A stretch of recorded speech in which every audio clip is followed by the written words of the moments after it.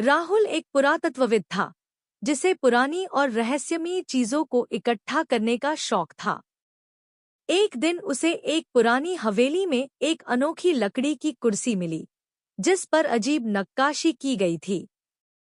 हवेली के मालिक ने उसे चेतावनी दी कि यह कुर्सी श्रापित है, लेकिन राहुल ने इस बात को मजाक समझकर कुर्सी अपने घर ले आया।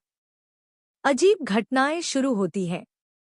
जैसे ही कुर्सी घर में आई, अजीब घटनाएं होने लगी। रात में घर के कोने-कोने से किसी के चलने की आवाजें आने लगी। कुर्सी कभी-कभी खुद ब खुद हिलने लगती।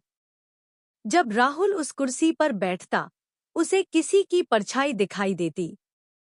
उसकी पत्नी स्नेहा को ऐसा महसूस होने लगा जैसे कोई उनके घर में मौजूद हो। एक रात राहुल ने कुर्सी पर बैठते ही एक अजीब सपना देखा। सपने में उसने देखा कि कोई महिला दर्द से चीख रही है और कोई उसे उसी कुर्सी पर बैठाकर जिंदा जला रहा है। रहस्य की खोज।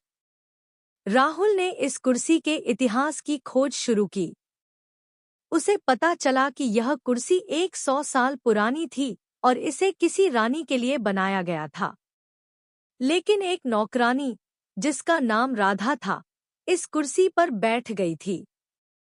राजा ने इसे अपशकुन मानकर राधा को उसी कुर्सी पर बांधकर जिंदा जला दिया था। राधा की आत्मा इस कुर्सी से बंध गई थी और तब से जो भी इस कुर्सी पर बैठता, उसकी रहस्यमय तरीके से मौत हो जाती। डरावना मोड़। राहुल को समझ आ गया कि उसकी जिंदगी खतरे में है।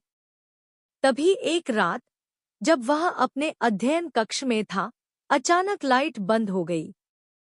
दरवाजे अपने आप खुलने बंद होने लगे और कुर्सी खुद ब खुद हवा में उठने लगी।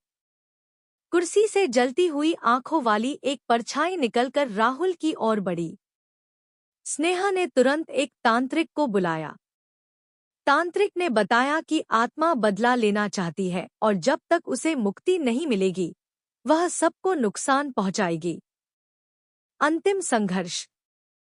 तांत्रिक ने एक विशेष अनुष्ठान शुरू किया, लेकिन आत्मा बेहद शक्तिशाली थी। उसने पूरे घर को हिला दिया। राहुल और स्नेहा को लगने लगा कि वे नहीं बच पाएंगे।